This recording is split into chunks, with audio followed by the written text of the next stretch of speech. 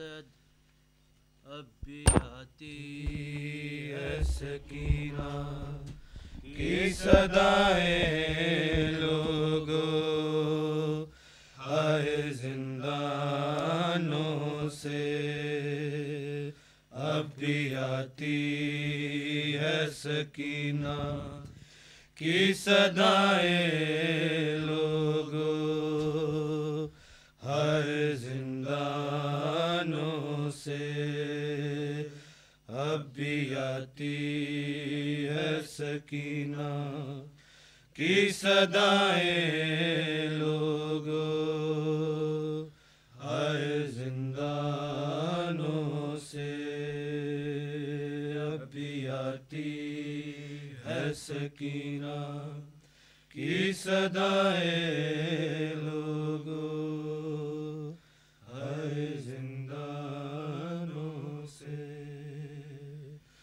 میرے بابا کو ملا دو میں دعائیں دوں گی سسکیاں لے کے جو کہتی تھی مسلمانوں سے اب بھی آتی ہے سکینہ کی صدائیں لوگوں ہائے زندانوں سے اب بھی آتی ہے سکینہ کی صدائیں لوگوں ہائے زندانوں سے لب دریا سے علمدار کی آئی یہ صدا لب دریا سے علمدار کی آئی یہ صدا اے سکینہ تجھ سے شرمندہ ہے چاچا تیرا پانی پہنچا نہ سکا تھا ہائے کٹے شانوں سے اب بھی آتی ہے سکینہ کی صدائیں لوگوں ہائے زندانوں سے اب بھی آتی ہے سکینہ کی صدائیں لوگوں ہائے زندانوں سے بولے سجاد سکینہ یہ مقدر تیرا بولے سجاد سکینہ یہ مقدر تیرا بے کفن تجھ کو لیے پھرتا ہوں بازاروں میں اور لہو آج بھی جاری ہے تیرے کانوں سے اب بھی آتی ہے سکینہ کی صدائیں لوگوں ہائے زندانوں سے اب بھی آتی ہے سکینہ کی صدائیں لوگوں ہائے زندانوں سے جب چلی گھر سے تیرے ساتھ تھے سب بھی زینب جب چلی گھر سے تیرے ساتھ تھے سب بھی زینب اونو محمد و اکبر یاد آتے ہوں گے لوٹ کے آئے جو ہوگی تو بندھی خانوں سے اب بھی آتی ہے سکینہ کی صدائیں لوگوں ہائے زندانوں سے اب بھی آتی ہے سکینہ کی صدائیں لوگوں ہائے زندانوں سے جا کے مقتل میں پکاری یہ سکینہ رو کے جا کے مقتل میں پکاری یہ سکینہ رو کے بھیا قاسم میرے اکبر تم کہاں ہو سارے میرے بابا کو بچا لو آ کے شیطانوں سے اب بھی آتی ہے سکینہ کی صدائیں لوگوں آئے زندانوں سے اب بھی آتی ہے سکینہ کی صدائیں لوگوں آئے زندانوں سے قائم آل محمد یہ ہے اختر کی دعا قائم آل محمد یہ ہے اختر کی دعا صدقہ ہے حسنین کا مولا صدائے ماتم اس طرح حشر تلک گونجے عزا خانوں سے اب بھی آتی ہے سکینہ کی صدائے لوگوں ہائے زندانوں سے اب بھی آتی ہے سکینہ کی صدائے لوگوں ہائے زندانوں سے میرے بابا کو ملا دو میں دعائیں دوں گی سسکیاں لے کے جو کہتی تھی مسلمانوں سے اب بھی آتی ہے سکینہ کی صدائیں لوگوں آئے زندانوں سے اب بھی آتی ہے سکینہ کی صدائیں لوگوں آئے زندانوں سے محمد وآل محمد صلوات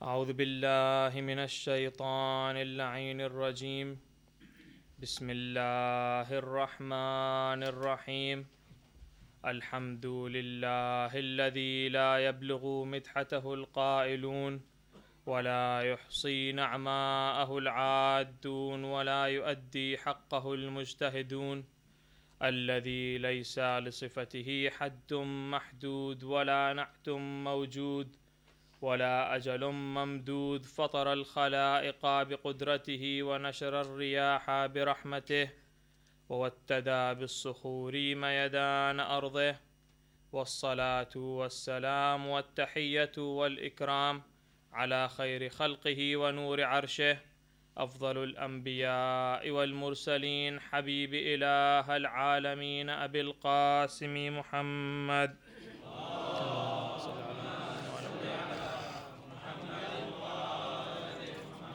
وعلى أهل بيته الطيبين الطاهرين المعصومين الذين أذهب الله عنهم الرجس وطهرهم تطهيرا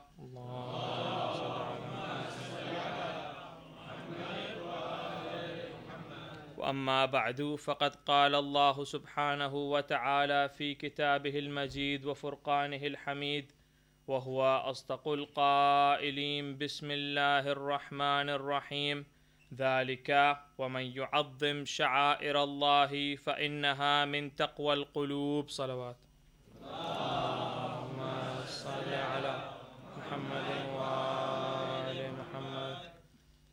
I'm honored to be in the presence of a great scholar such as Maulana Sadiq Hassan, who has been my idol for many years. And I'd like you all to welcome him along with me with an Nari Salawat. Allahumma salli ala Muhammad wa ali Muhammad. One more salawat please while you're coming forward. Allahumma salli ala Muhammad wa ali Muhammad. Yesterday we discussed how Jannat is the ultimate destination for all those true lovers of Imam Hussein. Azadari is but another form, is nothing but another form for the love, for the respect, and for the glorification of the message of Hussein. The ayat which I recited in front of you, in which Allah subhanahu wa ta'ala says, whomsoever glorifies the signs of Allah and the symbols of Allah, those are truly the most pure and the most pious of hearts. Surah Al-Hajj, verse number 32. Azadari is a very hot subject which comes to a boiling point as soon as Muharram commences.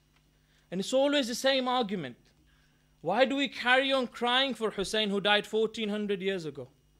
Why do we beat our chests? Why do we take out a julus? Why do we do niyaz? Shouldn't we be spending our money in better places, doing better things instead of making a mockery of ourselves in society? You see, Islam has two types of enemies, the internal and the external. And they're both equally damaging and equally dangerous. At the time of Amir al-Mu'mineen Ali ibn Abi Talib salawatullahi alayhi wa sallam,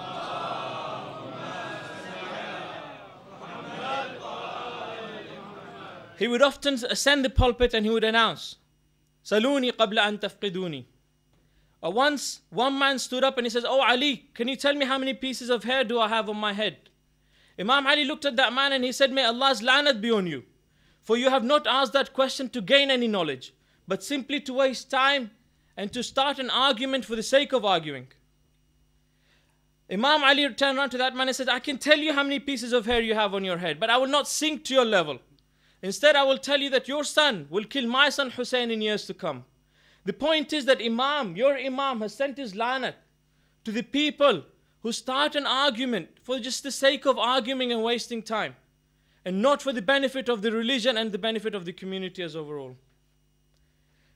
Let us look at the situation that we're in today. Let us look at the bigger picture.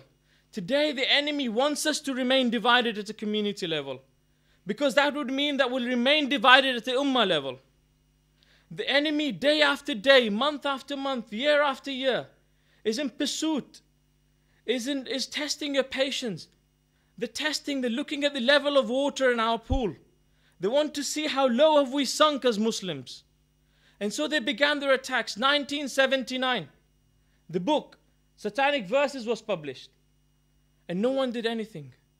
Until one man, on the 14th of February 1979, one man stood up and he said, no, this man has committed blasphemy against my prophet, and therefore he is wajibul qatl.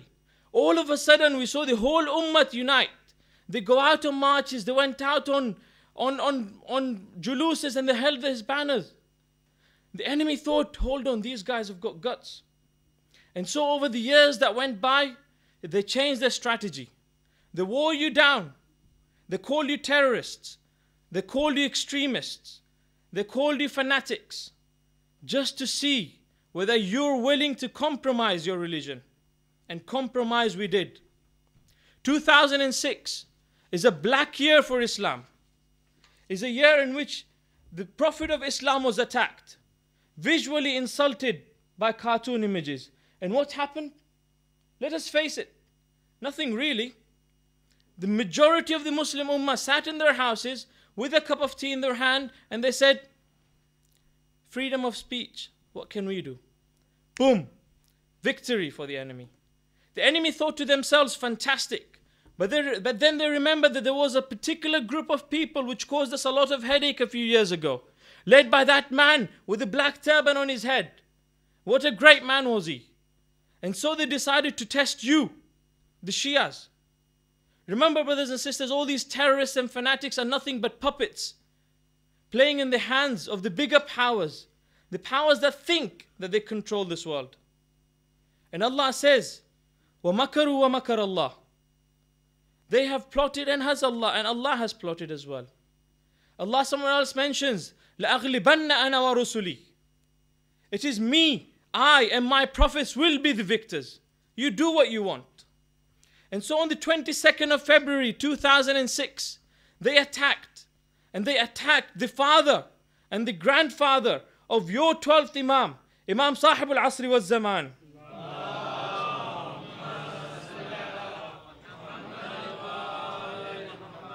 Today we sit here, alhamdulillah, religiously, we always pray, Ilahi azum al-bala, Allahumma ajjal faraja, and that dua, Allahumma kulli waliyik al-hujjah. And we continuously, every night, we come to majlis and we recite these duas. But are we ready? Are we really ready for the Imam? Today, let us, for argument's sake, let's assume that Allah subhanahu wa ta'ala loves the Leicester Jamaat so much, which He does. And He decides that, okay, I'll accept these guys' duas. The brilliant Muslims, they're exemplary to everyone, and so I will grant them this dua. And He sends Imam Zamana to us. Let us for 1 minute assume you claim to be my lover, or you claim to be my friend. One day you're walking in the street and you see my father being attacked. What will you do as my friend? Surely we'll go to help him. Imam walks in and he says, "Oh you, oh my Shias, oh those who claim to be my Shias, my father was attacked. My grandfather was attacked, who are also your Imams. What did you do?" And we say, "Oh Imam, what could we do? We're nothing, I'm just one person. How can I change the world? How can a small community as us do anything against all this?" No one is asking you to become Hussein. No one is asking you to become Khomeini, who single-handedly began the revolution of Iran. All that Allah asks of you is to do what is in your power. There's a beautiful story that when Namrud planned to burn Nabi Ibrahim, so he made this big fire, the huge fire, that even birds could not fly over it. It's at that time that there was a small honeybee, Shahid ki makhi as we call it. This honeybee was going to the river, taking a drop of water and dropping it on the fire. Now Jibreel was in the vicinity, he was passing by. And inshallah we will discuss in further nights why he was there. Jibreel talks to this honeybee and he says, "Oh honeybee, what are you doing? Do you really think that this insignificant drop of water will extinguish this great fire?" The honeybee replies to Jibreel, he says, "Jibreel, that is not the point. I am not doing this. It is irrelevant whether the fire remains or it gets extinguished. The point is, Jibreel, that I can stand on the day of judgment with my head high and I could say to Allah, 'Oh Allah, I did everything in my power to save your Prophet.' Allah says, 'Do your bit and I will reward you.'" That is all Allah is saying, brothers and sisters. Today, religion has become a mockery in this world. Today you want to talk, you want to convey, you want to do tabligh. Let's go.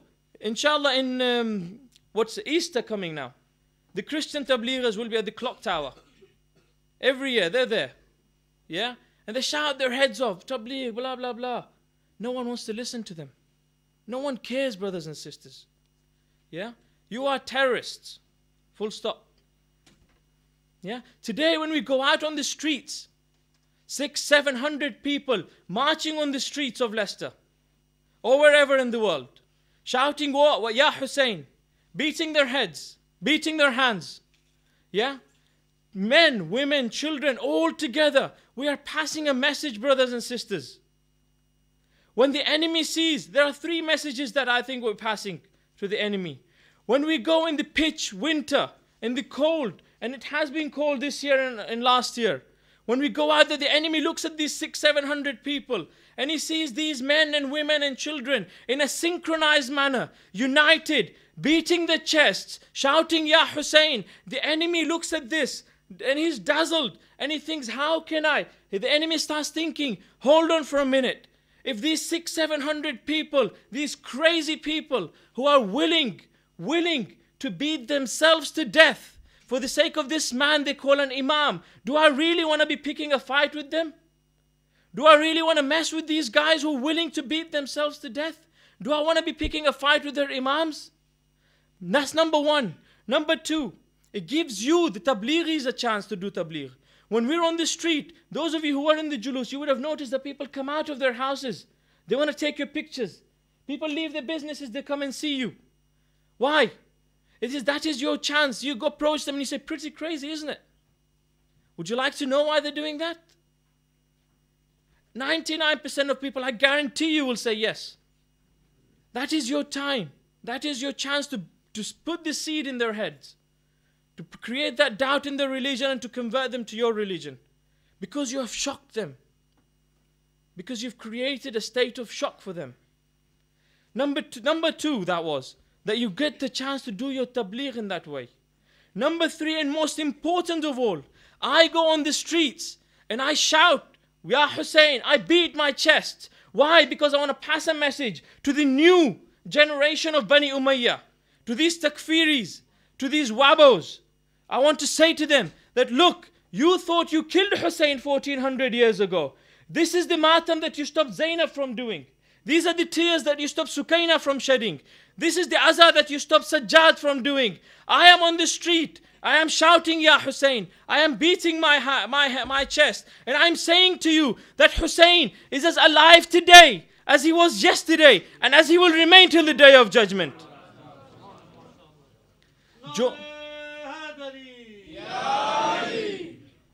Join hands, brothers and sisters. As united we stand strong.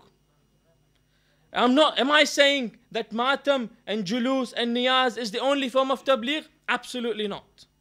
Should we be trying other methods of tabligh? Should we be investing into other methods of tabligh? Absolutely yes. Should we stop matam and niyaz and julus for the sake of this? Absolutely not. If you have an idea and you think you're absolutely convinced that this idea is good and it is for the betterment of the community and Islam, then do it. I said yesterday, talk is cheap. Do it. Don't try to impose your ideas on others simply because you are you and everyone should listen to you. No, if you are true and you are sincere in what you think you are, then do it. No one is forcing you to invest your money, to waste your money in julus and niyaz. Invest your money into your idea, but produce tangible results. Bring them across to your community so that they may be enrolled and they may be put into the masses. For those of you who know me personally, this is a true story and it is my story, and it may not appeal to many people. For those of you who know me personally, you would know that I was completely against julus. Completely. I used to think this is absolutely a waste of time. We go out on the street, we beat our heads, which we can do in here, and people just laugh at us on the streets. Why are we doing it? Until 2 years ago, when I heard a majlis recited in Arabic by an alim called Abdul Hamid al-Muhajir. He recited a story which I'm not saying that will convert you as it converted me, but it is nonetheless a very interesting story. He says there's a mujtahid in our time, in this era, that teaches in Iran. This mujtahid has a habit of joining a julus every single year. The julus of Imam Hussein, he will be there. His students say that one year, this mujtahid, and of course our alims have a tendency of doing matam softly, simply because in public they want to come across in dignity, which is there's absolutely no problem. And so this mujtahid goes out in the julus and he does matam slowly. When all of a sudden his students see him beating his head, beating his chest and crying and doing matam so passionately. Now these students are amazed. They think this is not like him. After the julus they approach him, oh Maulana, why? What came over you? He says, I could not stand. How could I not do matam and cry the way I was when I was seeing my Imam-e-Zamana in front of me, beating his head so passionately, beating his chest so passionately and saying, Ya Hussein, wa Husaynah, wa Husaynah. He said, I was embarrassed. I was embarrassed to be the presence, to be in the julus that my Imam was in. And I was not doing what my Imam was doing. Allahu Akbar. We believe that our ma'asumeen and the prophets of Allah come to these majalis. to the Aza of Hussein. Is Julus not the Aza of Hussein? This mujtahid shows that look, your Imam is also there. Your Imam joins you. The Imam cries for Imam Hussein day and night, and he encourages others to cry. There was once a poet who used to produce one piece of poetry every single year. That was his job. Just one piece of poetry, but it was purely for Ahlul Bayt.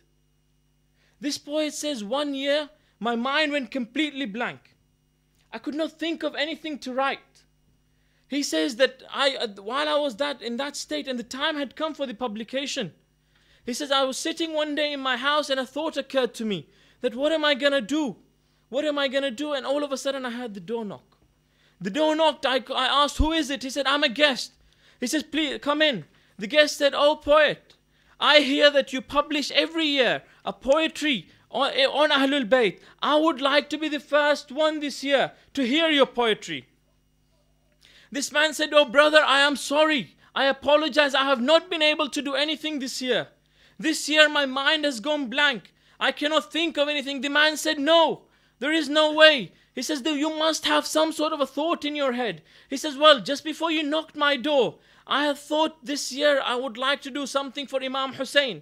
And so I have devised just 2 words, he said. He said, okay, recite these 2 words for me. He says, the man says, I began to recite these 2 words. And the 2 words became 4 and the 4 became 8. And the words kept on flowing out of my mouth. And all of a sudden this poetry started becoming composed. He said, I was looking at this man and he was crying uncontrollably. And I was crying along with him. I came across a line where I said, تبكيك Aini law لأجل مثوبة لكنما Aini لأجلك باكية. Oh Hussein, my eye cries for you, not because I seek reward from Allah for it, but because my eye feels like it wants to cry for you. He says, تبتل بدمائكم كربلا فكيف لا تبتل مني بالدموع الجارية. How can the earth of Karbala not be filled with my tears when after it has been filled with your blood? Imam Zamana cries for his grandfather every single day, brothers and sisters. He says in Ziyaratul Nahiya, As-salamu ala al-shayb al-khadib. Peace be upon the one whose hair was dyed with his blood. As-salamu ala al-khadd al-tarib. Peace be upon the blood-smeared cheeks. As-salamu ala al-jism al-salib. Peace be upon the dust-smeared body, the one that was trampled by the horses of the enemies. And then Imam says, لَأَبْكِيَنَّ عَلَيْكَ صَبَاحًا وَمَسَاءً وَلَأَبْكِيَنَّ عَلَيْكَ بَدَلَ الدُّمُوعِ دَمًا. I will cry for you, O Hussein, day and night. And I will cry for you instead of tears with blood. He says, salams be on the women folks of Hussein who were forced out of their tents. He says, salams be on the children of Hussein who were scared by the enemy's horses. He says, salam be on that child of Hussein whose cheeks colored changed from Karbala to Kufa and from Kufa to Sham. He says, salam be on that little girl who wanted to cry, who every time she shouted, Wa Husayna, she was met by a slap from Shimra Mal'oon. He says, salam be on that girl that did not see peace in this life until she joined her father in eternal bliss.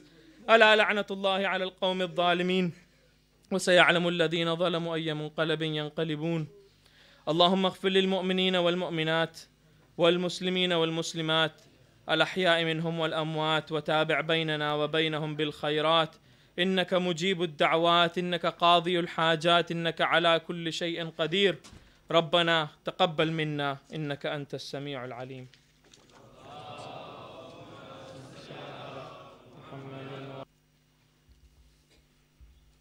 لا حول ولا قوة إلا بالله العلي العظيم. حسبنا الله ونعم الوكيل، نعم المولى ونعم النصير. وأعوذ بالله من الشيطان اللعين الرجيم. بسم الله الرحمن الرحيم. الحمد لله الملك الحق المبين قاصم الجبارين مبير الظالمين مدرك الهاربين رب الشهداء والصديقين والصلاة والسلام والتحية والإكرام على الرسول النبي الأمي العبد المؤيد والمنصور المسدد المصطفى الأمجد والمحمود الأحمد أبي القاسم محمد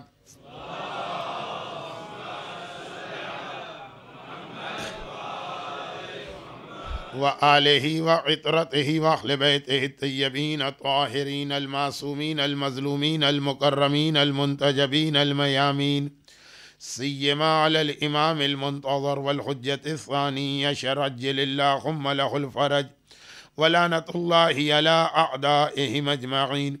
أما بعد فقد قال الله الحكيم في محكم كتابه المبين بسم الله الرحمن الرحيم ومكروا ومكر الله والله خير الماكرين. صلوات.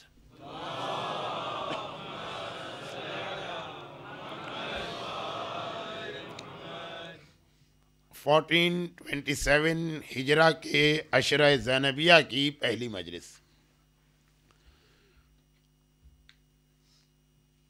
اگرچہ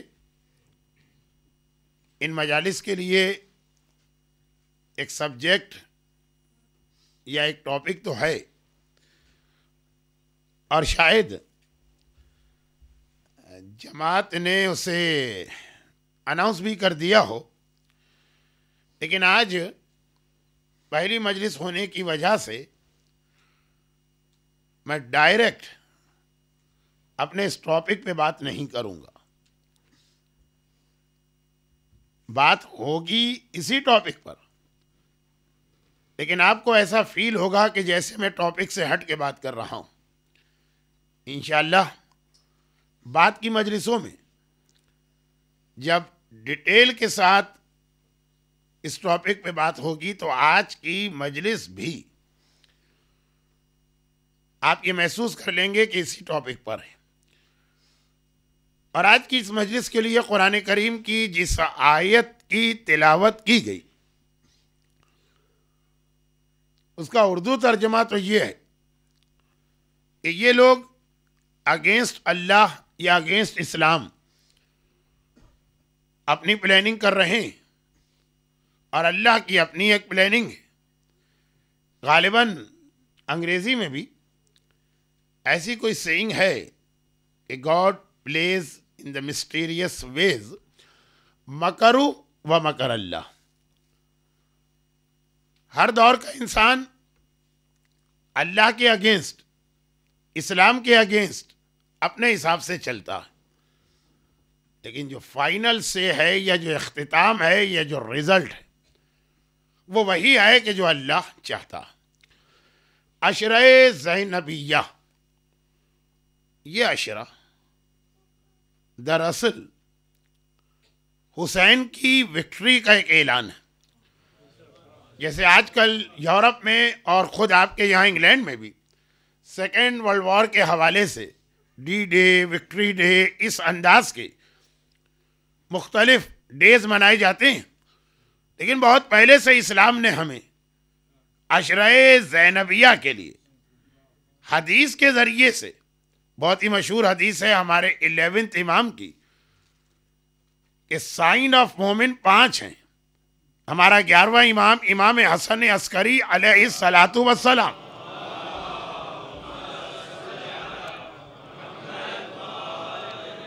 ارشاد فرما رہے ہیں کہ مومن کی سائن یا مومن کی نشانی یا مومن کی پہچان 5 چیزیں، اور وہ جو 5 چیزیں ہیں ان میں ٹاپ آف دا لسٹ زیارت الاربعین. زیارت عاشورہ بھی نہیں کہا، زیارت اربعین. اور اس کے بعد 51 رکعت نماز اور باقی 3 باتیں. یہ حدیث بہت مشہور بھی ہے اور نارملی خود 40 ڈے کو پوری حدیث پڑھی جاتی ہے. زیارت 40، زیارت 40 کی جو امپورٹنس یا سگنیفیکنس ہے وہ یہی ہے کہ جب عاشورے کا دن آیا تھا تو ایسا لگ رہا تھا اٹ سیمز یزید جیت گیا، وکٹری یزید کی ہوئی. حسین اور حسین کی ساری اولاد شہید ہو گئی. حسین کی فیملی قیدی بنا کے لے جائے جا رہے ہیں. لیکن جب 40 کا دن آیا, پتا چلا کہ یزید جو سمجھ رہا تھا کہ وکٹری میری ہوئی ہے اور میں نے حسین کو ڈیفیٹ دیا ہے, یہ الٹا اینٹی کلائمیکس ہو گیا. یزید کو معلوم ہوا کہ نہیں, اصل میں وکٹری حسین کی ہوئی ہے, میں نے شکست کھائی ہے. ذرا دیکھیے آپ کتنے جلدی یہ چینج کتنے جلدی آیا کہ 11 محرم کو کربلا کے میدان سے یزید کی آرمی اہل بیت کی لیڈیز کو قیدی بنا کے اس طرح لے جا رہے ہیں کہ اونٹ پر بٹھایا ہے, نہ کوئی اماری ہے نہ کوئی محمل ہے, سر پہ چادر نہیں ہے, دونوں ہاتھ گردن سے بندھے ہوئے ہیں, اور ہر جگہ یہ اناؤنس کرتے جا رہے ہیں کہ حاضر سبایا بنات رسول اللہ, یہ رسول کی بیٹیاں ہیں جنہیں ہم قیدی بنا کے لا رہے ہیں. اور وہی یزید کی آرمی کہ اب 40 کے دن یہی قافلہ شام سے واپس کربلا آتا ہے, اور یزید کی آرمی فل پروٹوکول بھی دے رہی ہے. اماریاں ہیں, پردے پڑے ہیں, سیدانیوں کے سروں پہ چادر ہیں. آگے یزید کی طرف سے یہ اناؤنسمنٹ ہو رہا ہے کہ یہ اہل بیت اطہار ہیں, ان کو شام سے 40 لایا جاتا ہے. وہ لوگ جو عاشورے کو اس طرح سے کربلا سے گئے تھے کہ ابھی بڑی اچھی انگلش اسپیچ آپ نے سنی کہ وہ یا حسین بھی نہیں کہہ سکتے تھے, شمر تماچے مارتا تھا, ہمارے ساتھ کوڑے لگاتا تھا. اب وہی واپس 40 میں آ رہے ہیں. یہی یزید کی آرمی ہے جو ان کو پروٹوکول بھی دے رہی ہے, پروٹیکشن بھی دے رہی ہے. 40 کے دن زینب نے آ کے کربلا کے میدان میں صف عزا بچھائی ہے. اب ماتم بھی ہو رہا ہے, اب یا حسین بھی ہو رہا. نہ تماچے لگانے والا شمر نظر آ رہا, نہ کوڑے مارنے والا ہمارے ساتھ آ رہا ہے. ودن 1 ایئر اتنا بڑا چینج. تو 40 کو عاشورے سے بھی زیادہ سیلیبریٹ کرنے کا یا منانے کا ہمیں حکم دیا گیا. یہ حسین کی فتح کا اعلان ہے. مگر ساتھ میں ایک بات اسلام نے ہمیشہ کہی, اور وہ یہ ہے کہ ہمیشہ الرٹ ہو کے بیٹھو. یہ نہ سمجھنا کہ تمہارا دشمن, جیسے مثلا ایگزامپل کے طور پہ ہمارا سب سے بڑا دشمن شیطان کو کہا گیا, کہا یہ نہ سمجھنا کہ شیطان کبھی بھی اپنی ڈیفیٹ کو مانے گا. وہ ایک بار ہار کے جاتا ہے, شکست کھا کے جاتا ہے, ڈیفیٹڈ, پھر آتا ہے. تمہارا دشمن بھی ہر دور میں, ہر زمانے میں تم پہ اٹیک کرے گا. 40 کی اتنی بڑی وکٹری, لیکن الرٹ. ذرا بھی تم سو گئے, ذرا بھی تم چاروں طرف جو تمہارے ایٹماسفیئر ہے اس سے غافل ہو گئے, وہ دوبارہ اٹیک کرے گا. اب میرا ٹاپک ذہن میں رکھیے گا, our duties, our responsibilities living in the West. جو اس وقت سب سے بڑی بات میرے سامنے, اب جیسا کہ انگلش لیکچر میں کہا گیا کہ 1979 کا اسلامک ریولیوشن, امام خمینی کا ایک ایسا جہاد جو سنگل ہینڈڈلی صرف امام خمینی کی پرسنالٹی تھی, ورنہ یہ جہاد کبھی کامیاب نہیں ہوتا. لیکن اس کے ٹھیک 25 سال بعد, آفٹر کوارٹر سینچری, پھر آیت اللہ سیستانی کا ایک عظیم جہاد. یہ آیت اللہ سیستانی کا جو جہاد ہے یہ بھی کوئی چھوٹا جہاد نہیں ہے. حضرت امام خمینی کا جو اتنا بڑا ریولیوشن آیا, اس کے اندر جو چند کی فیگرز, ان میں سے ایک آغائے ہاشمی رفسنجانی, وہ خود یہ کہتے ہیں کہ آیت اللہ سیستانی کا یہ جہاد دیکھ کر, جس طرح وہ خود آپ ہی کے علاقے سے یعنی یو کے سے جس طرح سے وہ نجف واپس گئے, کہا کہ اس کو دیکھ کر ہمیں 79 میں امام خمینی کا ریٹرن واپس یاد آ رہا. امام خمینی کا پیرس سے تہران آ کے قم جانا, اور آیت اللہ سیستانی کا لندن کے ہاسپٹل بیڈ سے اٹھ کر بصرہ ہوتے ہوئے نجف جانا. اب 25 سال کے بعد, کوارٹر آف اے سینچری, دشمن نے دیکھا کہ کس انداز سے ایک بار پھر ہمارا نائب امام یا ہمارا مرجع اتنا اسٹرانگ ثابت ہو رہا. اکیلے گئے تھے آیت اللہ سیستانی اور یہی کہا تھا من شاء التحق ومن شاء لم یلتحق.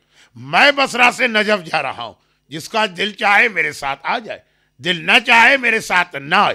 اور اس اکیلے مرد مجاہد نے نجف کے اس وقت کے حالات کو 2 سال پہلے کی بات کس طرح سے سنبھالا.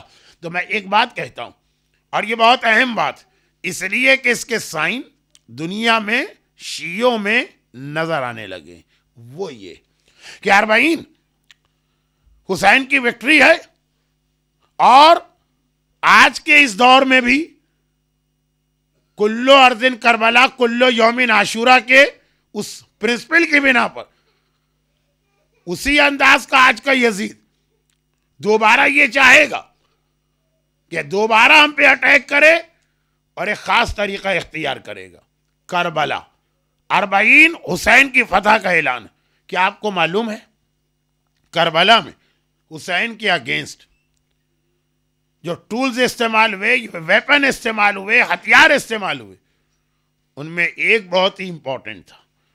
کربلا میں حسین کے اگینسٹ تلوار چلی, نیزے چلے, برچھیاں چلی, تیر مارے گئے, پتھر بھی پھینکے گئے, خیمے بھی جلائے گئے.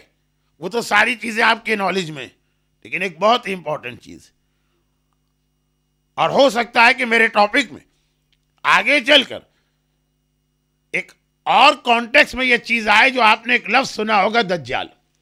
کربلا کے اندر حسین کی اگینسٹ جو ٹولز استعمال ہو رہے ہیں ان میں سے ایک کو یاد رکھیے گا, اور اس کو آپ کے سامنے بیان کرنے سے پہلے ذرا سا اس کا ایک انٹروڈکشن بھی کرانا ہوگا. کربلا کے میدان میں عاشور کی رات, شب عاشور, جو ایک طرح سے آخری رات تھی اہل بیت کے مردوں کے لیے. ویری نیکسٹ نائٹ یہ سب مارے جائیں گے, سب کے لاشیں کربلا کی ریتی پہ پڑے ہوں گی. امام کی آرمی, شب عاشور کی بات کر رہا ہوں, عاشور نائٹ, امام کی آرمی وہ تو عبادت میں, خیمے لگے ہیں, نمازیں پڑھی جا رہی ہیں, تلاوت قرآن کی جا رہی ہے, اور عبادت کی جتنی قسمیں سب پہ عمل ہو رہا.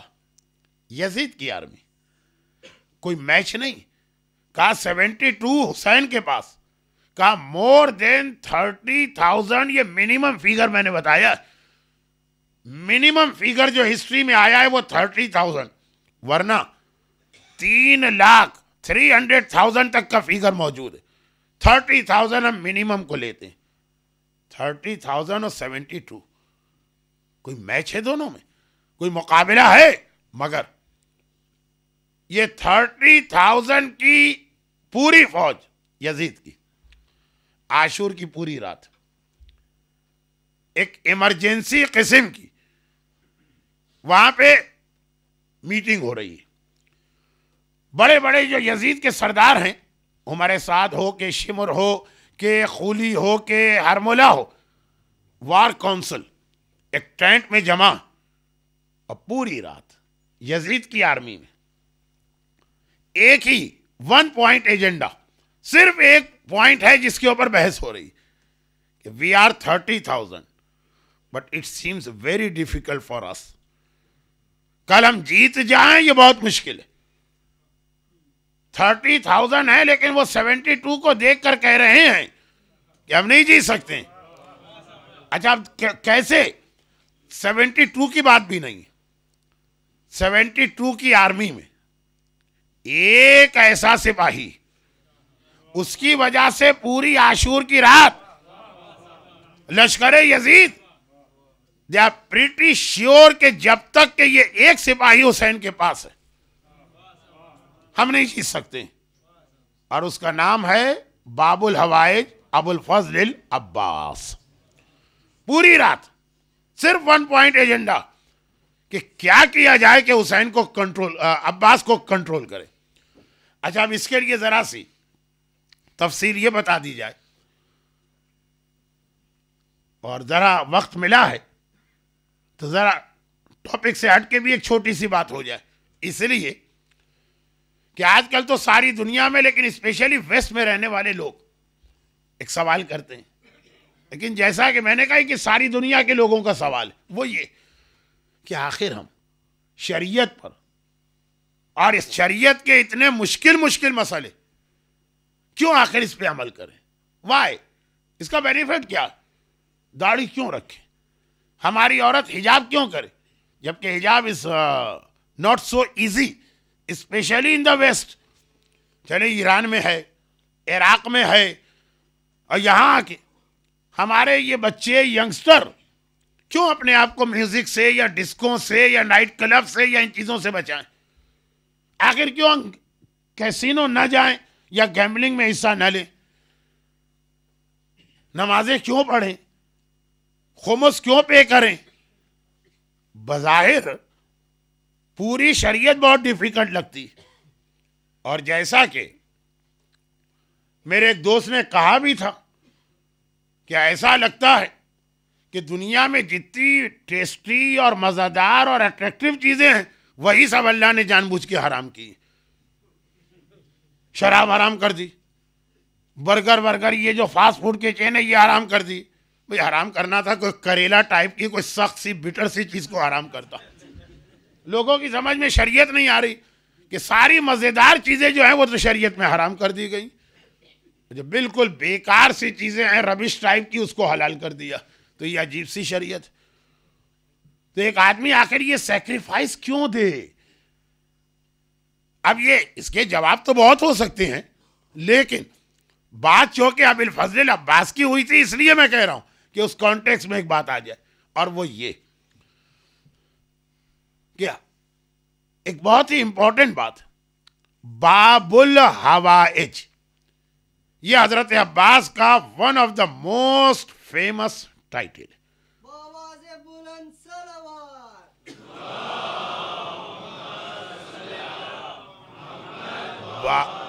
باب الحوائج. اور اس ٹائٹل کی امپورٹنس کا اندازہ آپ اس سے کریں کہ ایکچولی یہ ٹائٹل ایک امام معصوم کا ہے. ہمارے پاس دو باب الحوائج, ان میں سے ایک دیکھیے معصوم کا اسٹیٹس غیر معصوم سے ہائی. حضرت عباس ان کی ساری گریٹنس, ان کی ساری عظمت, لیکن بہرحال وہ 14 معصوم کے برابر نہیں ہیں, ان کے جسٹ آفٹر آتے ہیں. خیر ہمارا دل تو چاہتا کہ ہم حضرت عباس کو بھی معصوم کہیں, لیکن شریعت ہم کو مجبور کر رہی ہے کہ معصوم لمیٹڈ ہیں ٹو 15 نہیں ہو سکتے. تو اب جو 14 ہیں ان کا اسٹیٹس ہائیسٹ ہے, اور ان میں سے ایک کا ٹائٹل ہے باب الحوائج. اچھا 14 امام وہ تو سارے کے سارے 12 امام سب ایکول, اس میں ایک کا ٹائٹل دوسرے کو ملے کوئی بات نہیں. بلکہ حدیثوں میں بھی آیا ہے, ایک راوی نے کہا مولا کبھی حدیث ہوتی ہے ایک امام کی, بائی مسٹیک میں کسی اور امام کے نام سے کوٹ کر دیتا ہوں. کہا کوئی بات نہیں, اس لیے کہ جو ایک نے کہا وہی دوسرے نے کہا. ہمارے یہاں اول بھی محمد ہے, اوسط بھی محمد ہے, آخر بھی محمد ہے, کلنا کل کے کل محمد. تو وہاں اگر ایک امام کا ٹائٹل دوسرے کو مل جائے تو وہ اٹس ناٹ ویری سرپرائزنگ. جیسے زکی دوسرے امام کا ٹائٹل بھی ہے, 11th امام کا ٹائٹل بھی.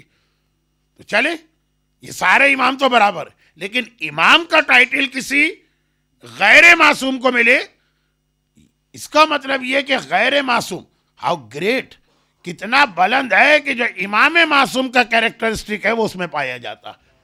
یا ہمارا 7واں امام موسی کاظم باب الحوائج ہے,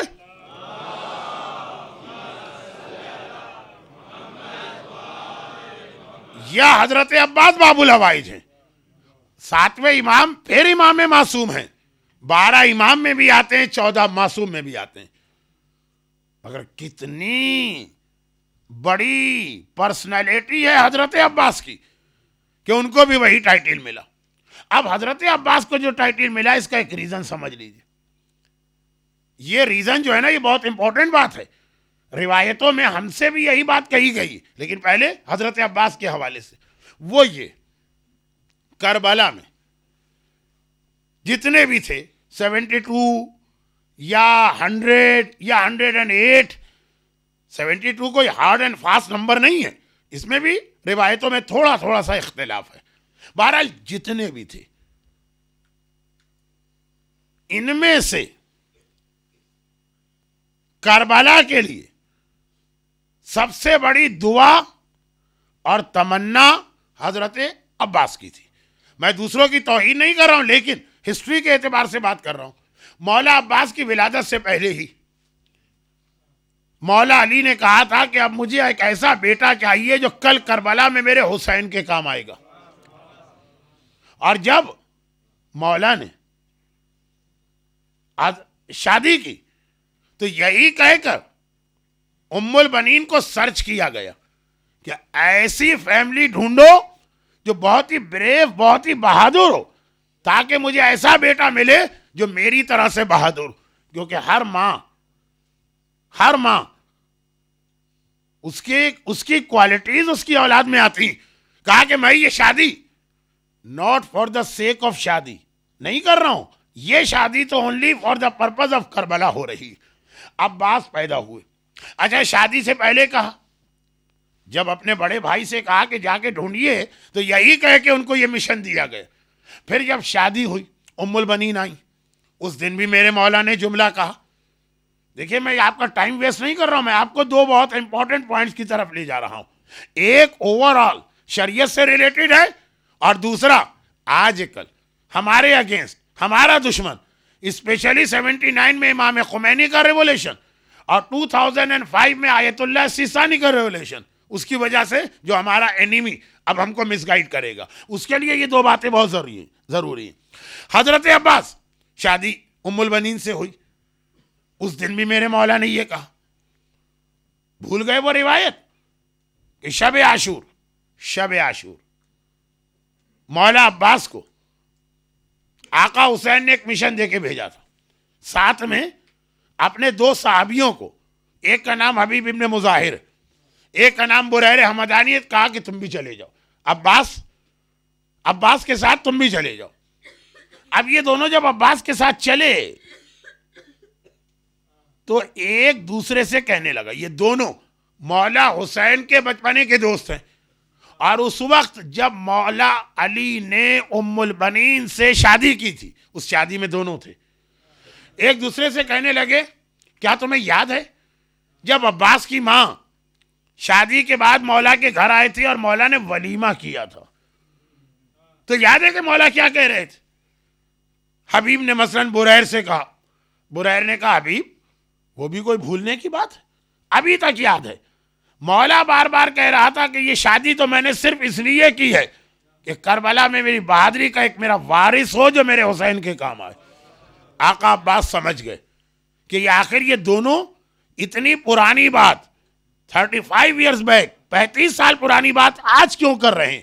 ایک بار جوش میں آ کے گھوڑے پر بیٹھے بیٹھے انگڑائی لی اور کہا، اتشجعنی یا امی حبیب، اے میرے چچا حبیب، کیا آپ مجھے جوش دلا رہے ہیں؟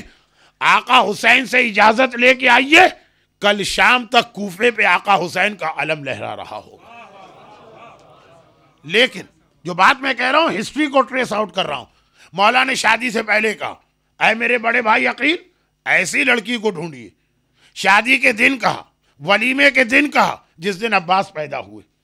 مولا نے اپنی گود میں لیا اور ایک مرتبہ چہرہ دیکھ کر کہا، یہ ویسا ہی بیٹا ہے جیسا میں کربلا کے لیے چاہتا ہوں. اب عباس دنیا میں آ گئے نا، وہاں سے لے کر کربلا تک 34 ایئرز. عباس کی ایج 34 سال، 34. پیدائش سے لے کے 34 سال تک جہاں عباس جاتے ہیں، جس کے قریب سے عباس گزرتے ہیں، جو عباس کو دیکھتا سب ایک بات کہتے ہیں کہ عباس، تمہیں تو آقا علی نے کربلا کے لیے کہا تھا. ہر جگہ یعنی فیملی ممبرز، خاندان والے، بہنیں، جتنے بھی لوگ، ورڈنگ میری ہے، لیکن عباس کے کان میں پہلے دن سے لے کر کربلا تک یہی آواز آتی رہی. میں نے کربلا کا ریفرنس دیا نا کہ شب عاشور، حبیب ابن مظاہر نے بھی یاد دلایا. تو پہلے دن سے لے کے کربلا تک ساری ہول لائف عباس نے یہ سنا کہ میں کربلا کے لیے. میں کربلا کے لیے، میں کربلا کے لیے مجھے آقا کا ساتھ دینا. میرے بابا نے مجھے اللہ سے صرف کربلا کے لیے مانگا تھا. اتنا سنا. اب آپ بتائیے، عباس کی سب سے بڑی حاجت، عباس کی سب سے بڑی تمنا، عباس کی سب سے بڑی دعا، عباس کی سب سے بڑی خواہش، جو اونلی ون وش، کربلا کا دن آئے جس کام کے لیے میرے بابا نے اللہ سے مانگا تھا، میں اپنی تلوار کے ذریعے آقا حسین کو وہ سروس دوں. کربلا کے کسی اور شہید کا یہ کیس نہیں. دیکھیے اکبر نے بھی کربلا میں عظیم جہاد کیا. معمولی آدمی کا، معمولی نوجوان کا نام اکبر نہیں ہے. شیر خدا حیدر کرار کا پوتا ہے علی اکبر. اکبر کا بھی جہاد ہے، قاسم کا بھی جہاد ہے، اور محمد کا بھی جہاد ہے، پھر اصحاب حسین میں بھی ہیں. مگر کربلا کے سارے شہید ایک طرف اور عباس کا کیس ایک طرف. کربلا کے جتنے شہید ہیں ان میں سے کسی نے پیدا ہونے سے لے کے کربلا آنے تک یہ نہیں سنا تھا کہ میں کربلا کے لیے مانگا گیا ہوں، میں کربلا کے لیے پریپیئر کیا گیا ہوں، میرے بابا نے کربلا کے لیے دعا کی تھی. نہ علی اکبر نے یہ سنا، نہ قاسم نے یہ سنا، نہ حبیب ابن مظاہر نے یہ سنا، نہ محمد نے یہ سنا. صرف عباس اونلی شہید ہے کربلا کا. یعنی عباس کی کریشن یا پرپز آف لائف یہ بن گیا کہ مجھے کربلا میں جہاد کرنا. لیکن ہوا کیا؟ ہوا یہ کہ جب کربلا میں عاشور کا دن آیا تو باقی سب کو تلوار چلانے کی پرمیشن مل گئی، عباس کو ہی پرمیشن نہ ملی. یعنی اب میں ایز اے انسلٹ نہیں کہہ رہا، ایز این انسلٹ، جن لوگوں کے دل میں کربلا کے لیے پہلے سے کوئی نہیں تھی پلاننگ، انہیں تو کربلا میں پرمیشن ملی تلوار چلاؤ. اور جو ہمیشہ سے سوچ رہا تھا کہ جب کربلا آئے گی تو میں کس طرح اپنے بابا علی کی خواہش پوری کروں گا، ساری زندگی جو کربلا کا ویٹ کر رہا تھا اسی کو کربلا میں روک دیا گیا. آقا نے کہا عباس تم تلوار نہیں چلا سکتے. دیکھیں کتنا ڈیفرنٹ کیس ہے عباس کا علی اکبر سے، کتنا ڈیفرنٹ کیس ہے عباس کا شہدائے بنی ہاشم سے، کتنا ڈیفرنٹ کیس ہے عباس کا حبیب ابن مظاہر و بریر سے. یہ سب کو پرمیشن ملی ہے، عباس کو پرمیشن نہیں ملی. لیکن عباس نے کیا کیا؟ کیا کیا؟ عباس کو پتا ہے میرے بابا کی دعا کیا تھی، لیکن آقا حسین نے کہہ دیا عباس تم تلوار نہیں چلا سکتے. عباس نے کہا آرڈر از آرڈر. بابا کا حکم اپنی جگہ، بابا کی تمنا اپنی جگہ، لیکن اس وقت جو میرے زمانے کا امام ہے وہ مجھے تلوار چلانے سے روک رہا ہے. میں تلوار نہیں چلاؤں گا، میں اپنی بات پہ عمل نہیں کروں گا، امام کی اطاعت کروں گا. ٹوٹل سبمیشن اسی کو کہتے ہیں کہ جو میری 34 سال کی دعا ہے، جو میری 34 سال کی حاجت ہے، جو میری ہول لائف کا ایک ٹارگٹ ہے، لیکن امام نے منع کر دیا. اوبیڈینس ہوگا، اطاعت ہوگی، اپنی بات نہیں مانی جائے گی. کیا کیا اللہ نے؟ اللہ دیکھیں یہ اللہ کا ایک طریقہ ہے. اللہ نے کیا کیا؟ عباس تم نے اپنی سب سے بڑی حاجت میرے حکم کے اوپر اپنی حاجت کو سیکریفائز کر دیا. امام کسے کہتے ہیں؟ امام ریپریزنٹیٹیو ہوتا ہے اللہ کا اس دنیا کے اندر. جو امام کہہ رہا ہے سمجھیے اللہ کہہ رہا.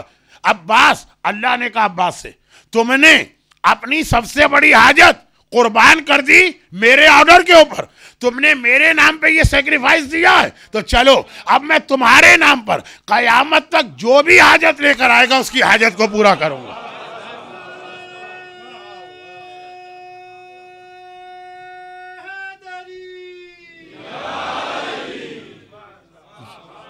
اور یہ فارمولہ اپنے ذہن میں بٹھا لیجئے، جو اللہ کے لیے سیکریفائز کرتا ہے پھر اللہ اس کو اتنا دیتا ہے، اتنا دیتا ہے، اتنا دیتا ہے. عباس تم نے اپنی حاجت میرے نام پہ قربان کر دی، اب تیرے نام پر جو حاجت لے کر آئے گا میں آج سے تجھے باب الحوائج بناتا ہوں. ہر حاجت جو تیرے نام پہ مانگی جائے گی فوراً قبول ہوگی. اور یہی وجہ ہے کہ from the day of Ashura till now Abbas کے نام پہ جو دعا مانگتا ہے، بڑے بڑے میریکل ہوتے ہیں عباس کے نام پر. ابھی مثلا لاسٹ ایئر یہی عاشورے کا دن تھا، اور یہ وہ میریکل ہے جس کو کنفرم کیا آیت اللہ العظمی آغائے فاضل لنکرانی نے. ون آف دا 7 کرنٹ مرجے. ہمارے پاس اس وقت 7 بڑے مرجے قم میں ہیں، 4 بڑے مرجے نجف میں ہیں. یہ جو 11 یا 12 مرجے ہیں ان میں ایک نام ہے آغا فاضل لنکرانی کا، اور امام خمینی کے یہ ڈائریکٹ اسٹوڈنٹ تھے، سمجھیے ایک طرح سے رائٹ ہینڈ بھی تھے حضرت امام خمینی کے، آغا فاضل لنکرانی. کیونکہ یہ میریکل ان کا جو اسپیشل ایک وکیل تھے، نمائندہ خاص شیخ حبیب اللہ صادقی، ان کی وجہ سے پیش آیا. یہی آپ کے نیبر پیرس میں ایک کیمیکل انجینئر ہے عباس نجم، اور اس کی وائف کرسچن، اور وہ کوئی معمولی عورت نہیں ہے، بایو کیمسٹری میں پی ایچ ڈی کی ہے اس نے. یہ پوری ڈیٹیل روایت تو لاسٹ ایئر ای میل میں بہت ایکسچینج ہوئی، اور خود آغا فاضل لنکرانی کی اپنی ویب سائٹ پر ان کے سرٹیفکیشن کے ساتھ یہ پورا میریکل لکھا ہوا تھا.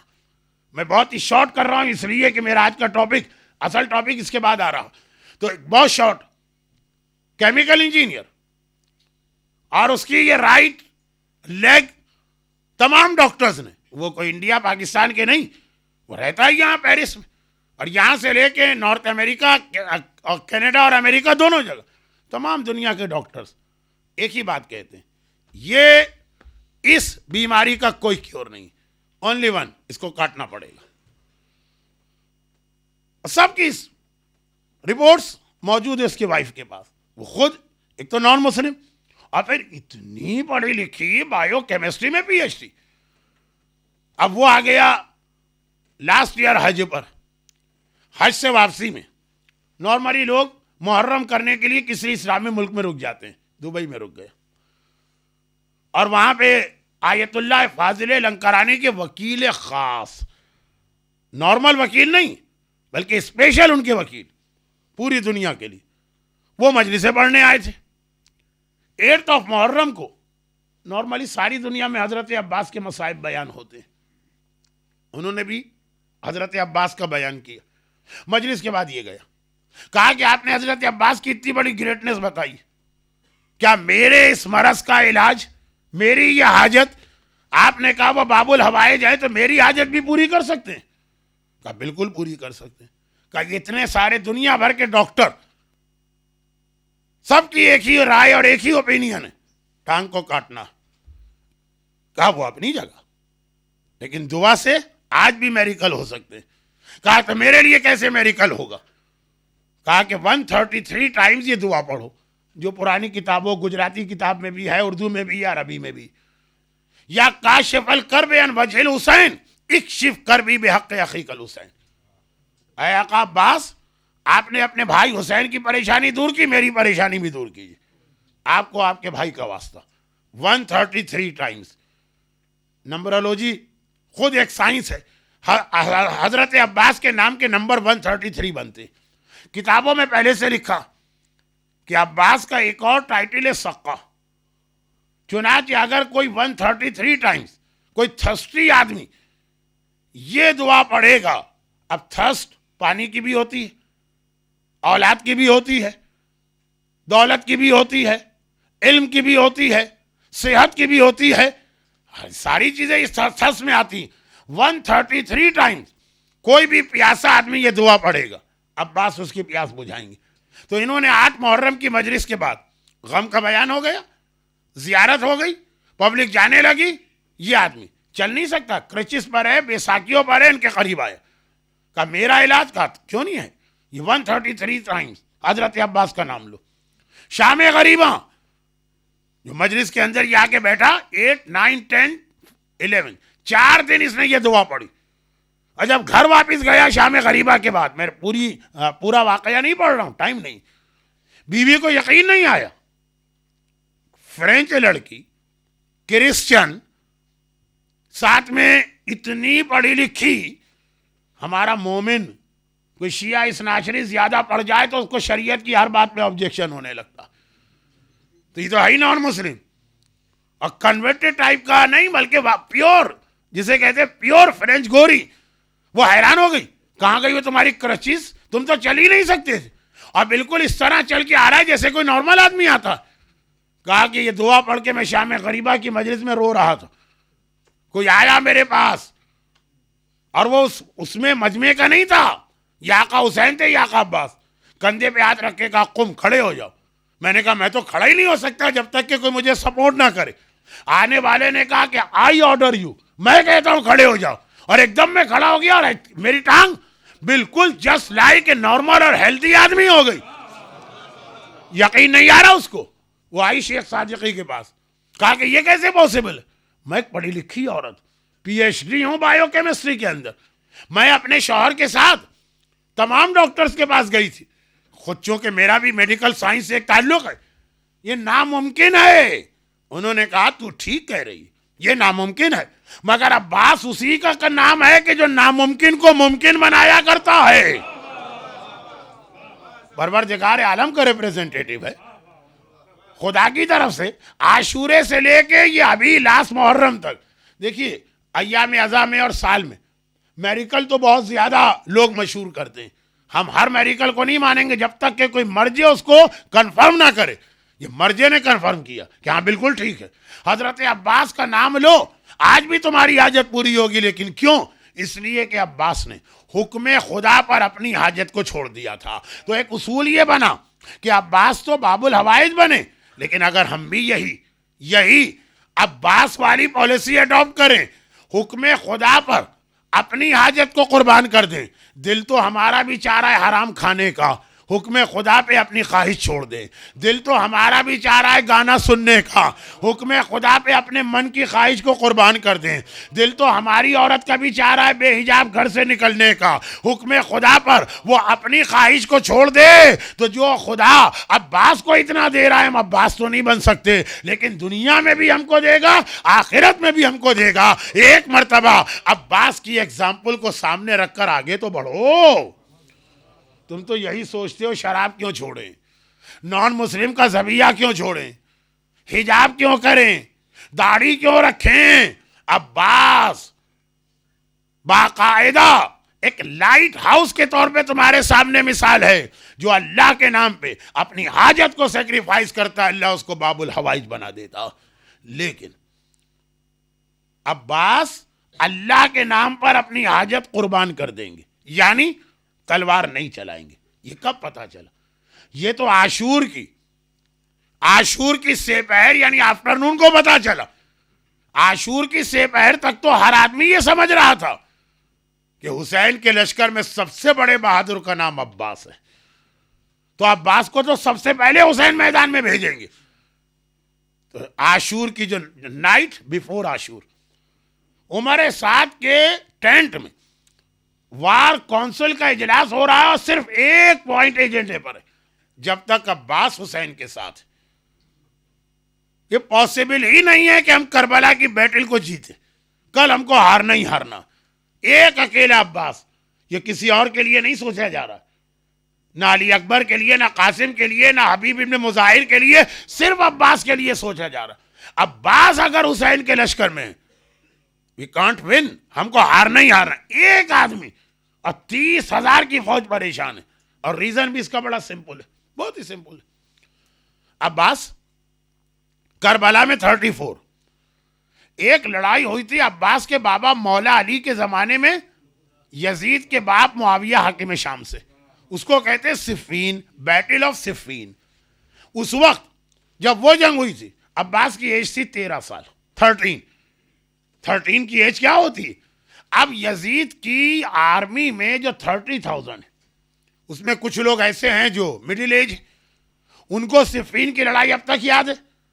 آج اگر وہ یزید کی آرمی میں ہیں تو اس وقت وہ یزید کے باپ معاویہ کی آرمی میں تھے، اس وقت وہ جوان تھے، انہیں اب تک یاد ہے کہ صفین کی لڑائی میں بالکل بیگننگ میں صفین کی لڑائی چلی ہے تقریباً 13 منتھس بالکل شروع میں. ایک طرح سے اب چونکہ ٹائم نہیں ہے تو میں ڈیٹیل میں نہیں جا رہا ہوں، شارٹ کر رہا ہوں بات کو.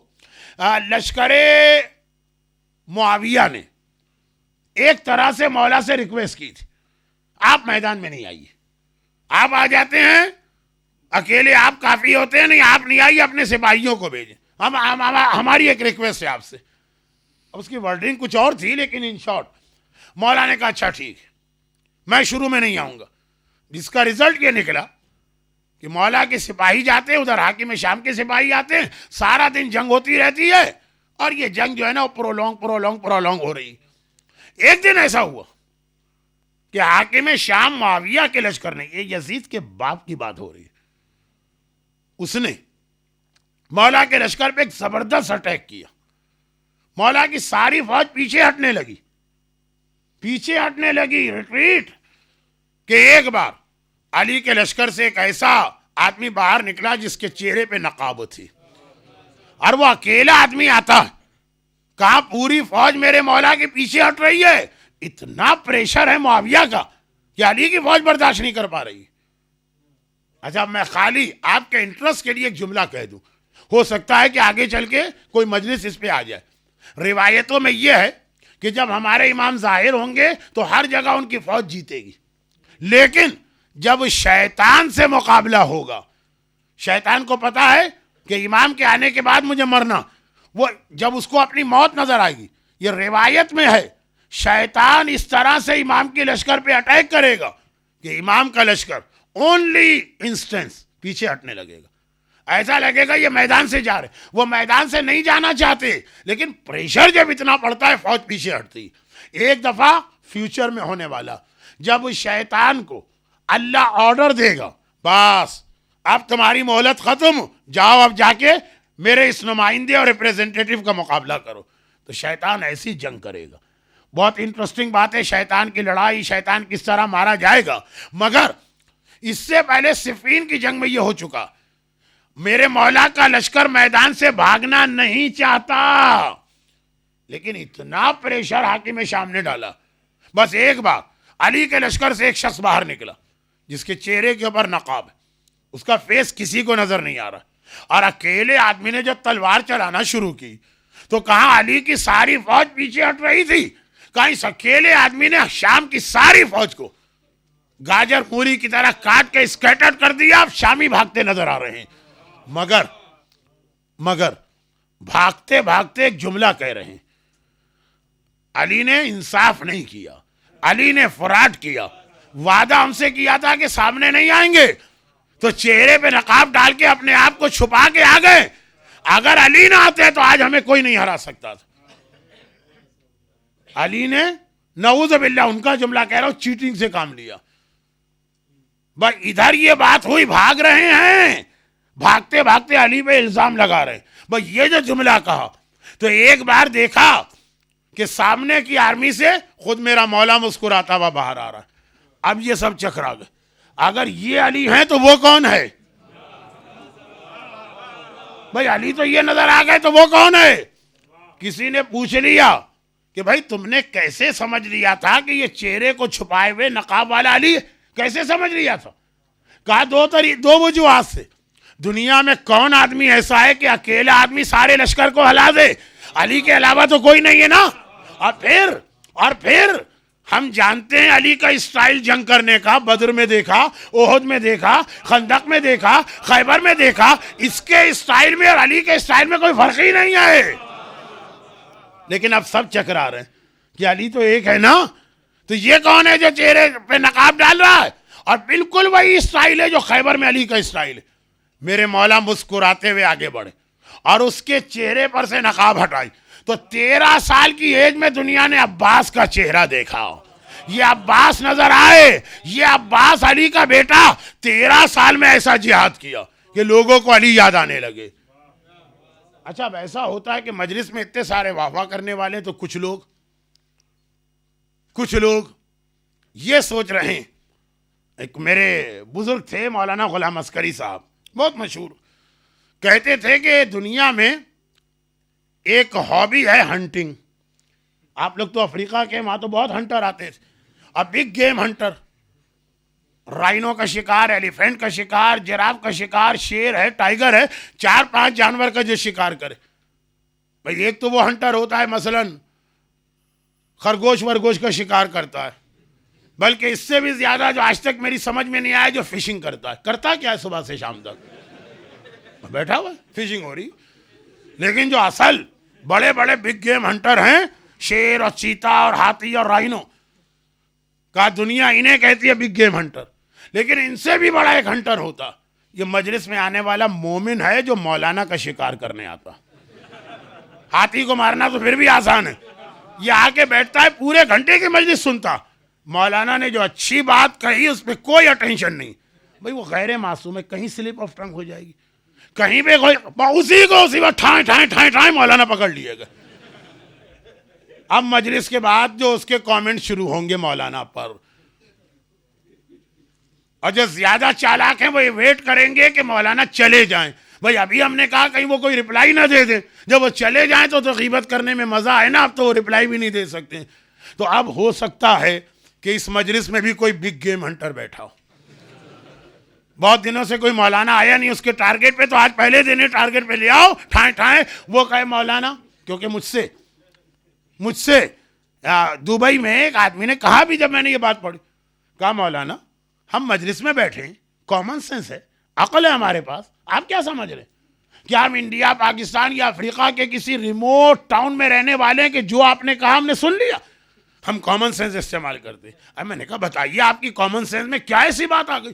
کہا کہ علی, جب یہ واقعہ ہوا علی کی ایج کتنی تھی, 60 سال, اور عباس کی ایج کتنی تھی, 13 سال. چلے چہرے پہ نقاب ڈالا, لیکن ہائٹ وائٹ سے تو پتہ چل جاتا ہے نا کہ یہ 13 سال کا ہے کہ 60 سال کا ہے. میں نے کہا دیکھیے اس طرح کے گیس لگانے سے اسلام سمجھ میں نہیں آئے گا. پہلے پوری, اگر آپ کو کوئی اعتراض کرنا ہے, کوئی آبجیکشن ہے, تو پہلے پوری ڈیٹیل معلوم کرے.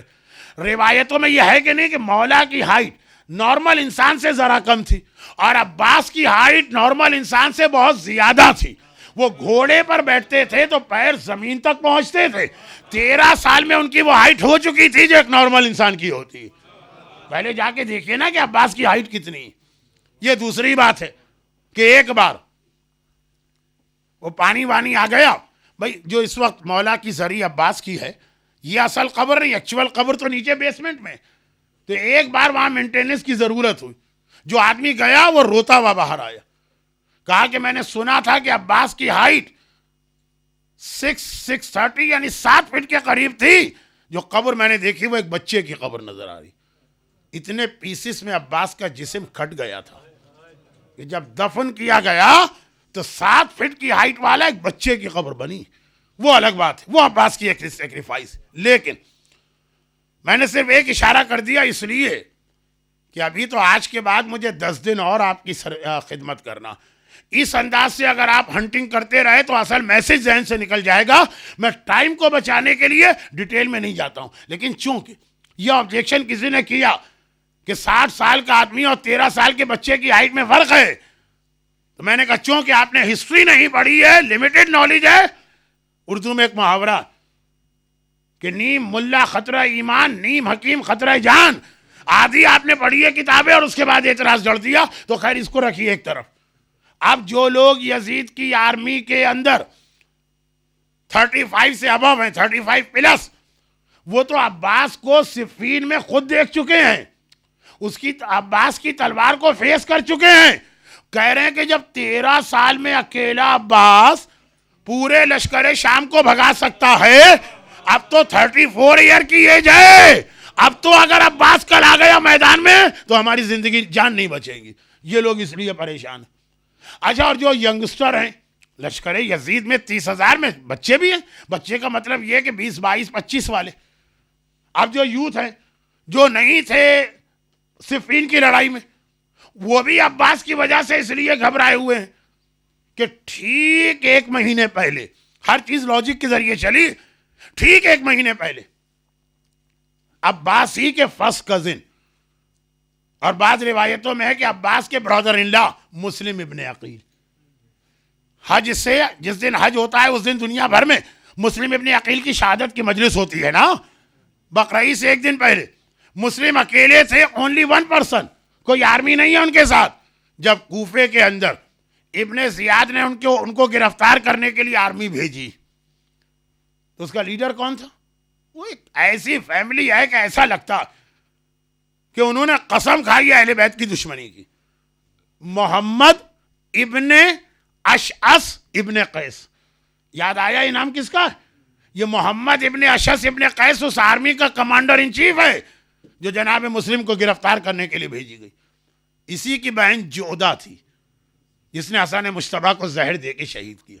اور اسی کا باپ اشعث ابن قیس تھا جو ابھی انگلش اسپیچ میں آپ سن رہے تھے کہ ایک شخص نے مولا سے کہا میرے سر پہ کتنے بال ہیں. وہ question for the sake of question نہیں تھا, مولا کی انسلٹ کرنا تھا. وہ اسی کا باپ تھا اشعث ابن قیس سکندی. بڑا عجیب خاندان ہے یہ, باپ بیٹا بیٹی سب اہل بیت کے دشمن. تو محمد ابن اشعث کو ابن زیاد نے ایک آرمی دے کے بھیجا, کہا جاؤ ایک آدمی کو پکڑ کے لیا, اونلی 1% مسلم. اور سرپرائز اٹیک ہوا. بھائی کربلا میں تو پریپریشن ہے, وہاں تو وہ نماز پڑھ رہے ہیں اور اچانک اٹیک ہو گیا. مسلم اکیلے آدمی ہیں, اونلی 1, وہ جنگ کر رہے ہیں. محمد ابن اشعث ابن قیس نے فوری طور پہ ابن زیاد کو میسج دیا اور فوج بھیجو, اور آگے. پھر تیسرا میسج گیا اور بھیجو, اور آگے. چوتھا میسج گیا اور بھیجو. کوفے کی ساری آرمی ایک مسلم کو گرفتار کرنے کے لیے چلی گئی. اور پھر محمد ابن اشعث کا میسج آ رہا اور آرمی بھیجو. ابن زیاد گھبرا گیا, کہا ایک اکیلے آدمی کو پکڑنے کے لیے ساری آرمی بھیج دی گئی ہے, ایک آدمی تم سے نہیں پکڑا جا رہا. تو محمد نے کیا جملہ کہا, اب یہ اردو ہی میں کہہ سکتا ہوں, انگلش تو نہیں. کہا کہ اے ابن زیاد, تو نے سمجھا کیا میں کوفے کے کسی بنیے یا بقال کو پکڑنے گیا ہوں؟ بنی ہاشم کے شیر کو گرفتار کرنے گیا ہوں. اتنی فوج کے بعد بھی اگر وہ پکڑ لیے گئے تو غنیمت سمجھنا اور خدا کا شکر ادا کرنا, اور نہیں پکڑے گا. ساری آرمی گئی کوفے کی, پھر بھی مسلم گرفتار نہیں ہوئے. وہ تو فراڈ کیا نا, چیٹنگ. زمین میں گڑھا کھودا, جیسے افریقہ کے اندر بڑے جانور کے لیے زمین میں گڑھا کھودا, اور جنگ کے دوران مسلم کو ادھر لائے, مسلم اس کے اندر گر گئے تو گرفتار ہوئے, جبکہ مسلم اکیلے تھے. یعنی مسلم کو یہ پتا نہیں میری بیک پہ کون ہے. اور مکان کی چھت سے عورتیں بھی مسلم پہ اٹیک کر رہی تھیں, اور مسلم کو بھی گرفتار نہ کر سکے اگر چیٹنگ اور فراڈ نہ ہوتا. اب یہ کون لوگ ہیں جو ینگسٹر ہیں ابن زیاد کے آرمی کے؟ یہ 1 مہینے پہلے, اونلی 4 ویک, 9 ذی الحجہ کو مسلم پکڑے گئے, اور 9 محرم کو جسٹ آفٹر 1 month یہ میٹنگ ہو رہی ہے عمر سعد کے خیمے میں. تو جو لوگ ذرا سے مڈل ایج ہیں وہ عباس کی تلوار سے فلم میں دیکھے ہوئے 13 سال کی ایج میں, اور جو لوگ اس وقت پیدا ہی نہیں ہوئے تھے یا بہت چھوٹے تھے وہ 1 مہینے پہلے مسلم کو دیکھے ہوئے کہ جب مسلم اتنے بہادر ہیں تو عباس تو مسلم سے زیادہ بہادر ہیں. جب ایک مسلم ہم سے نہ پکڑا گیا تو عباس کو کیسے ہم شہید کریں گے؟ اور وہاں کوفے والا طریقہ بھی نہیں چلے گا. کوفے میں مسلم کو زمین میں گڑھا کھود کے اس لیے گرفتار کر لیا کہ مسلم اکیلے تھے, وہ ہر طرف تو نہیں دیکھ سکتے تھے. کربلا میں تو ایسا نہیں ہے, عباس کے ساتھ یہ نہیں چلے گا, اس لیے کہ کربلا میں عباس کے علاوہ بھی پوری لشکر حسینی موجود ہے, خود حسین موجود ہیں. تو جب مسلم نہیں پکڑے جا رہے تھے تو عباس مسلم سے بہادر ہیں.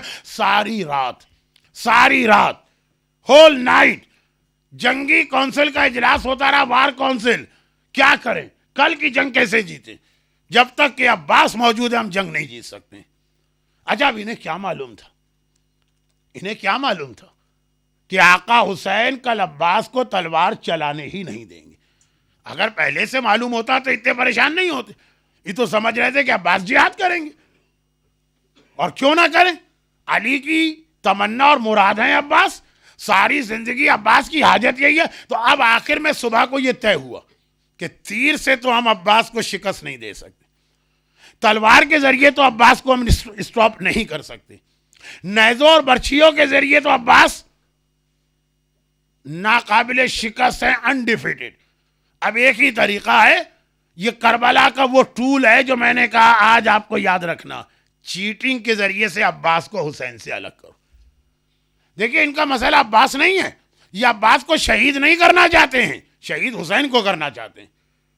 کہا کہ کسی طرح سے عباس کو حسین سے سیپریٹ کر لو. تو شمر کھڑا ہوا, ہاں میرے فیملی کا یا میرے ٹرائب کا ایک رشتہ ہے ام البنین سے, میں جاؤں گا. Fraud, cheating. اور وہ آیا اور آنے کے بعد کہا کدھر ہے میری بہن کے بیٹے؟ کوئی بہن نہیں تھی, اس نے زبردستی رشتہ بنا لیا. اب انڈیا اور پاکستان میں بھی ہمارے ایک پرابلم ہے, زبردستی لوگ رشتہ بنا لیتے ہیں. شمر نے رشتہ بنایا, عباس کو حسین سے الگ کرنے کے لیے. ہمارے یہاں لوگ آرٹیفیشل رشتے بناتے ہیں حجاب کو ختم کرنے کے لیے. ایک بلڈنگ میں بمبئی میں بہت دیکھا میں نے, کھارادر کراچی میں بہت دیکھا, ایک بلڈنگ میں جتنی عورتیں, بلڈنگ کے سارے مردوں کو بھائی کہہ دیتی. بابا بھائی کہہ دیا تو بھائی سے کیا پردہ, اب کوئی حجاب نہیں ہوتا, بھائی فلاں بھائی فلاں بھائی فلاں بھائی فلاں. اور نوجوان نے بلڈنگ کی ساری عورتوں کو بہن کہہ دیا. وہ اب تو بہن ہو گئی تو حجاب کیسا. دیکھیے رشتہ وہی ہے جو اللہ میڈ ہے, مین میڈ رشتے کی کوئی اہمیت نہیں ہے, اس سے حجاب کرنا پڑے گا. مگر وہاں کربلا میں شمر بھی یہ کر رہا ہے. اور آج ہماری کمیونٹی میں بھائی اور بہن کے رشتے بنا کر, دیکھیں بھائی بہن کا رشتہ بنا کر پھر مومن کا حق ادا کیا ہے جو تو الگ بات ہے. وہ حق ادا کرنے کے لیے بھائی بھائی نہیں کہتے ہیں, وہ خالی حجاب کو معاف کرانے کے لیے, خالی بے پردگی کو جائز کرنے کے لیے, حکم خدا کو توڑنے کے لیے, یا حکم خدا کو توڑنے کے لیے بھائی بہن بنتے ہیں. اور وہاں پہ عباس کو حسین سے الگ کرنے کے لیے شمر آ گئے. کہاں ہے میرے بھانجے, میری بہن کے بیٹے؟ کہا کہ میں تو تمہارے لیے ایک امان لے کر آیا ہوں. یزید نے پروٹیکشن آرڈر لکھ دیا ہے, تم حسین کا ساتھ چھوڑ دو تمہیں کچھ نہ کہا جائے گا. اچھا اب عباس نے کیا کیا؟ اب عباس کا یہ دشمن تو یہی کہے گا. عباس نے کیا کیا؟ عباس نے شمر کے چہرے پہ تھوک دیا, کہا تف ہو تیری امان پر. میرے آقا حسین کو شہید کرنا چاہتا ہے, مجھے امان دے رہا ہے, نہیں چاہیے مجھے تیری امان. اور کربلا کا ایک بہت ہی امپورٹنٹ میسج آیا. کیا میسج آیا بھئی؟ میسج کیا آیا؟ یہ بات تو سنی آپ نے, مگر for the sake of history میں نے پڑھی, یا یہ آج بھی ہمارے لیے ایک اہم بات ہے, ایک اہم میسج. میسج یہ آیا کہ جب دشمن یہ دیکھتا ہے کہ لیڈر کی اتنی طاقت ہے تو وہ کوشش کرتا ہے کہ لیڈر اور اس کے ماننے والوں میں سیپریشن پیدا کرے, ایک گیپ پیدا کرے. وہاں آقا حسین کو کمزور کرنے کے لیے عباس کو الگ کیا جا رہا ہے. عباس سے کسی کو محبت نہیں ہے, آقا حسین سے الگ کیا جائے. اسی طرح سے آج جب دشمن یہ دیکھتا کہ 79 میں ایک مرجع ریولیشن لے کر آیا اور ساری شیعت نے اس کو سپورٹ کیا, تو کوارٹر آف سینچری دشمن نے مرجعیت کے خلاف پروپیگنڈا کیا, علماء کے خلاف پروپیگنڈا کیا, نائبین امام کے خلاف پروپیگنڈا کیا, اور کوارٹر آف سینچری میں ایک جنریشن ختم ہو جاتی. یہ سوشیالوجی والے کہتے ہیں کہ ایک جنریشن کا ٹرن اوور ہوتا ہے کوارٹر آف سینچری میں. اس نے کہا کہ ایک پوری جنریشن 79 والی چلی گئی, اب نئے آئے ہیں, اور جو نئے آئے ہیں ان کو پہلے دن سے ہم نے مجتہد کے خلاف برین واش کیا ہے, مرجع کے خلاف برین واش کیا ہے. آپ دیکھیں گے کہ ہماری کمیونٹی میں اسلامک ریولوشن کے بعد مراجع کے خلاف اتنی کانسپرنسیز ہوئیں اور اتنا پروپیگنڈا ہوا, لیکن 25 سال گزرے, دشمن سمجھا کہ اب ایک جنریشن چلی گئی ہے, نئی جنریشن کو تو ہم نے برین واش کیا ہے, اب ان کے مرجع کے خلاف کچھ کر سکتے ہیں. لیکن جیسے ہی اس نے اپنی پلاننگ شروع کی, ہاسپٹل کے بیڈ پر ایک بوڑھا آدمی لیٹا ہوا, اور اس کے پاس کوئی آرمی نہیں, اس کے پاس کسی قسم کے آرمز اینڈ ایمونیشن نہیں ہے. وہ کہتا ہے میں اکیلا بصرے سے نجف جا رہا ہوں, من شاء التحق ومن شاء لم یلتحق. بستر سے اٹھا, پلین سے کویت لینڈ کرتا ہے, وہاں سے بصرے سے ہو کے نجف آیا, اور اب جو نجف میں انٹر ہوا تو شیکسپیئر نے سیزر کے لیے ایک جملہ کہا, جولیس سیزر. مگر سیزر کی حیثیت رکھتا ہے یہ جملہ 79 میں ہم نے امام خمینی کے لیے دیکھا, اور آج ہم نے آغا سیستانی کے لیے دیکھا. اس نے سیزر کے لیے لکھا کہ سیزر وہ آیا, اس نے دیکھا, ہی کانکرڈ, اس نے فتح کر لیا. ہمارا مرجع اکیلا آیا, دیکھا اور فتح کر لیا. امریکہ کی ساری پلاننگ ناکام ہو گئی. عراق کا وہ مسئلہ جو 1.5 سال پہلے نجف کے حالات تھے کہ کسی کی سمجھ میں نہیں آ رہا تھا اب کیا کرے, ہر آدمی پھنس گیا تھا. نہ ادھر سے مقتدی صدر کی سمجھ میں آ رہا تھا کیا سلوشن نکالے, نہ ادھر سے امریکہ کی سمجھ میں آ رہا تھا. ایک سفید داڑھی والے بوڑھے مرجع نے, جس کے پاس نہ آرمی ہے نہ آرمز اینڈ ایمونیشن ہے, اپنے بستر سے اٹھ کر نجف کا رخ کیا. تو جو مسئلہ کسی سے حل نہ ہو سکا, مشکل کشا کے ماننے والے نے 1 منٹ میں اس کا سلوشن پیش کر کے رکھ دیا.